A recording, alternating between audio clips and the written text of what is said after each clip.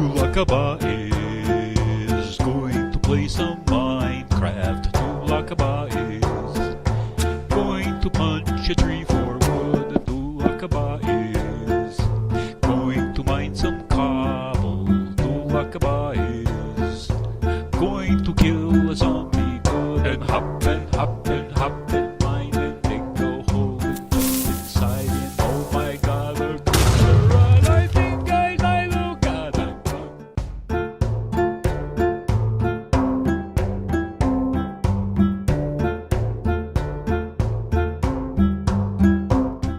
Greetings, fellow cyberdogs and fellow Minecrafters and fellow mine squatches all over the world. This is the Lockabot with the Lockabot Presents Let's Play Minecraft 1.7.10 on the Squatchcraft server. We are playing Terrafirmacraft.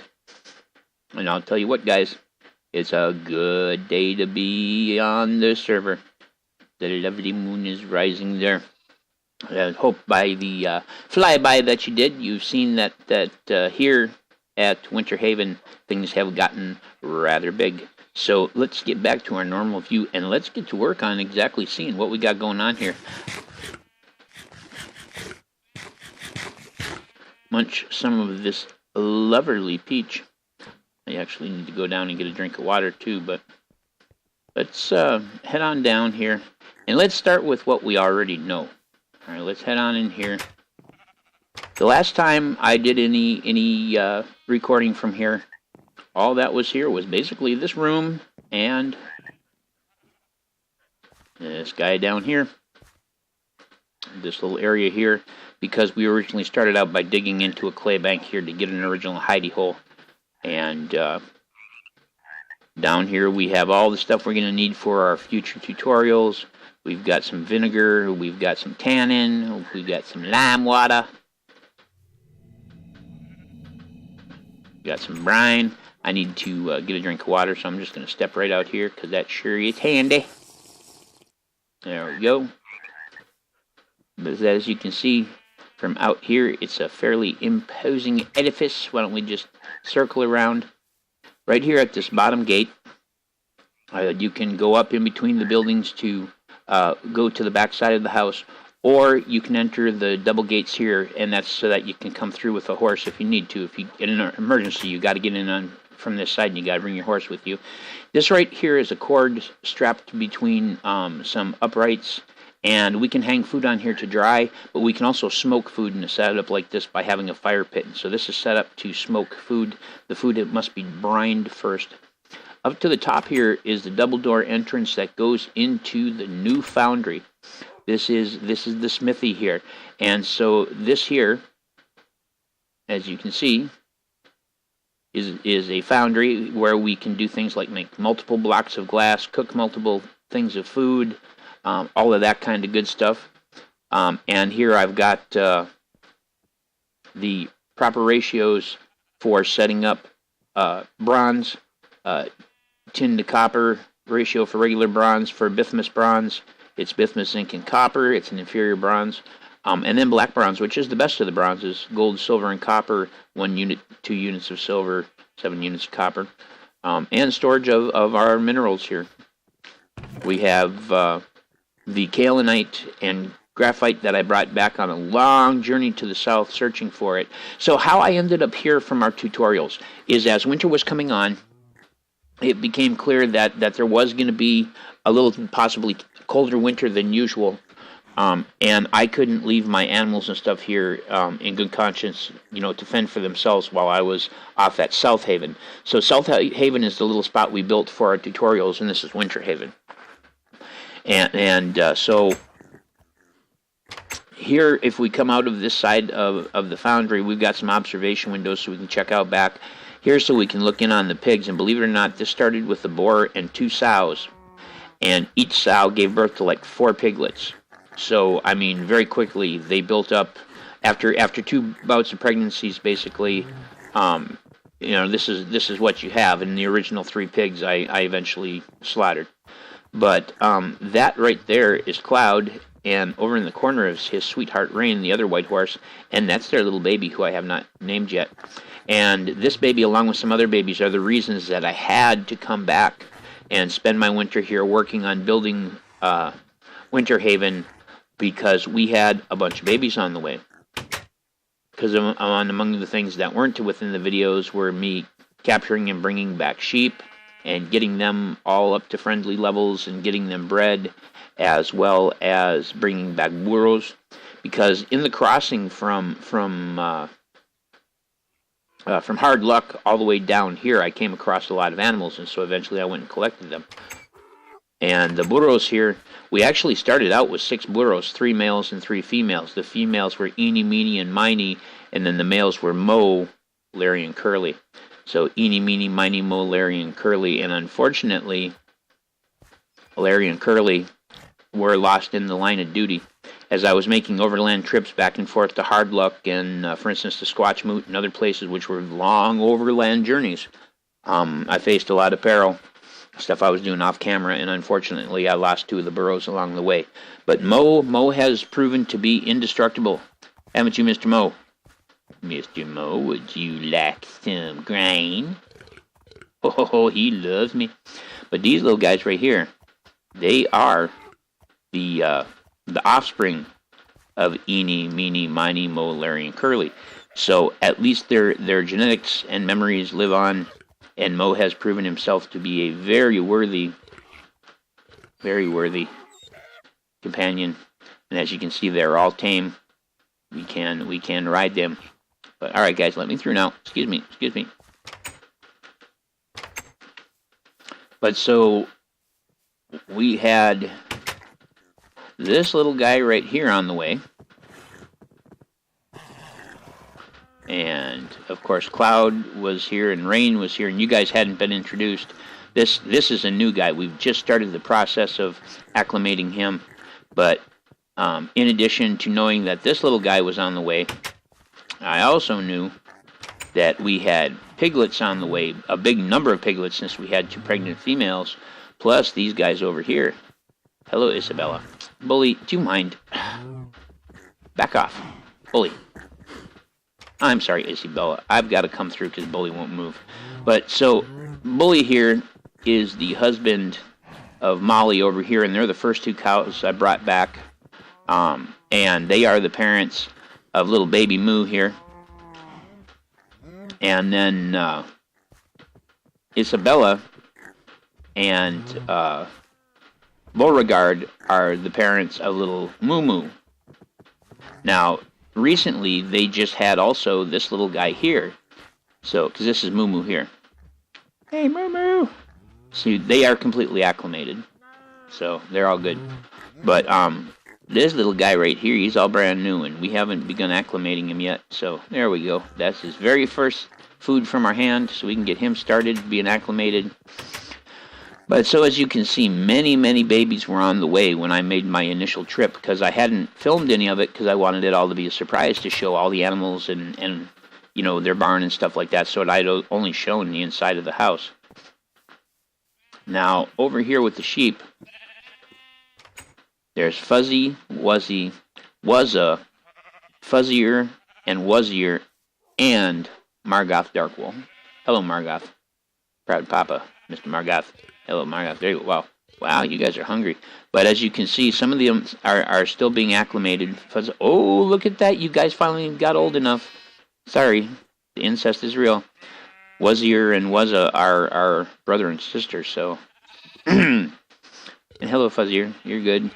All right, Fuzzy needs it. And this is our new little guy here. And oh, no. Hopefully, yeah, all right, got a little bit of wheat left over. I wanted to make it into brain, but then I decided it was better to make sure everybody was happy. All right, I think that takes care of everybody. I got you, right? All right. He's our newest little addition to the family. So this guy here and this guy here, they haven't been named yet. I haven't come up with good names for them. Like Fluffy and Muffy or something, I don't know. But with so many babies on the way, I could not in good conscience stay in South Haven. I had to come back here to Winterhaven. And spending the time here, I decided to get to work, and I built this entire barn structure for all the animals there. The burrow barn was actually the very first barn structure I built before I went to South Haven. I dug into the process of creating a nice garden here, and you may wonder how I made all this glass. Well, I made all the glass with the foundry in the smithy, and look at our crops. They're just beautifully happy. I got to check the date here eventually, but we got to get some of these harvested so we don't lose them. But the thing is set up like this. If they do die, they leave behind their seed bags. And since snow doesn't form generally on top of glass blocks, they won't end up vanishing. Because if snow hits a crop, the crop dies and it leaves its seed bag behind. If the snow then covers the seed bag vanishes. That ensures that if we go to seed bags but through some tragedy, that we do not lose all the seed bags. And as long as we're over here on this side, actually, if we look out over there, and get it in my peripheral vision so it's a little closer, that right there is a fishing hut. That's a place to go out and fish on the sea. So that's another thing to note there that I added in the process.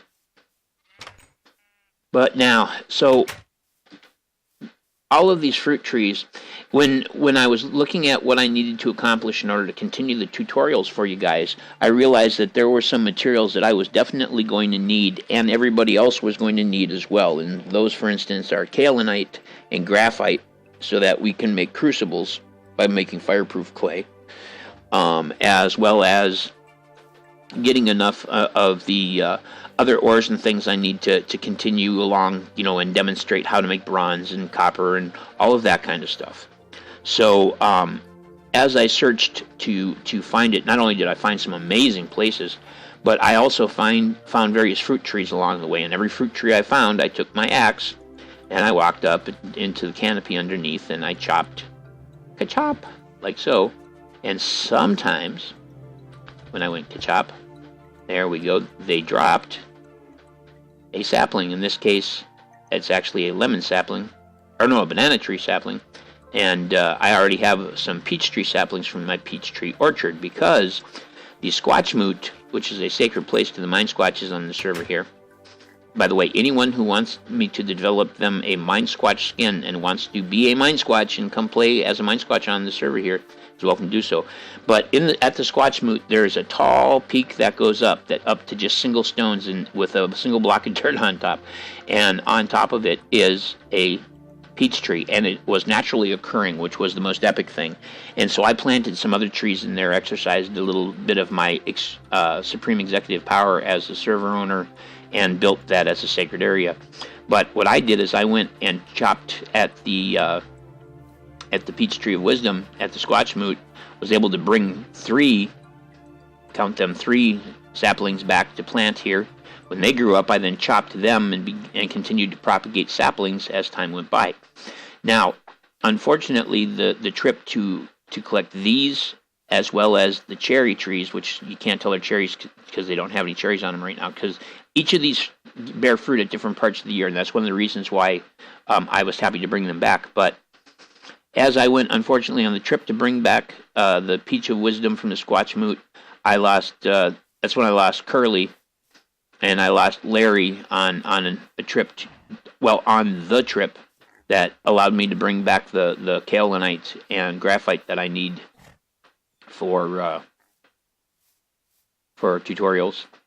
Let's just get back here on the beach. Let's just look. That second story stuff up there, I kind of envision as being a processing area, a place to store grain and barrels of food and that kind of stuff, possibly to set up a station, an area, for making and flavoring cheeses and just all of that kind of stuff. But if not, this level here is it's right above the animals. It's pretty noisy and stuff, but it is a good space. It would make a good workspace, or maybe even have this be like a workspace for something in particular. Let's say somebody comes down here who wants to specialize in cheese making, or they want to be the tender of the fruit trees. They could live here. They could do all the fruit tree processing related stuff in here, for instance, and have this as their living quarters on this floor. But they'd have to put up, of course, with the noise of the animals. But a lot of those animals are going to be slaughtered come winter, so Sorry, guys, that's why the pigs have no names. It's because I can't name them and then kill them. But if we come through here, this is the roof of the foundry. This is just a ladder going down, but eventually there'll be like a bloomery or a blast furnace chimney connected there, and this is so that we can drop, ore and coal and stuff down it. This one over here actually goes down. Wow, what the heck was that? Did you see the particles there? That was wacky. Okay, well, in any event, this actually is the chimney to the foundry that's down below the forge. The forge. Now, if we go up these steps, there's an upper level up here, and this I actually envision more as being a living space for someone, or business offices, or I don't know.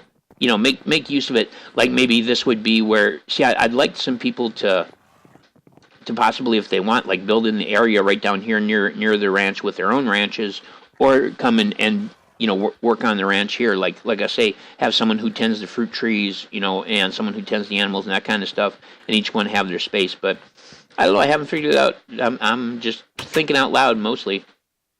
But as you can see, if we cross the roof over here, I'm nursing a bad tooth, and it is just a hollering at me. I'll tell you guys. We have the White Tower here. Now, the White Tower serves a lot of purposes. This is actually where I kind of envisioned there being all the various processing stations or something of the sort. Maybe some indoor crops, or I don't know. It wouldn't work with the wood ceiling, but for there to be basically each floor to have kind of its special thing going on. Now, each of these steps going up is set up with 3 trapdoors, and if you guys. You might not be familiar with this system, but here's what makes it cool.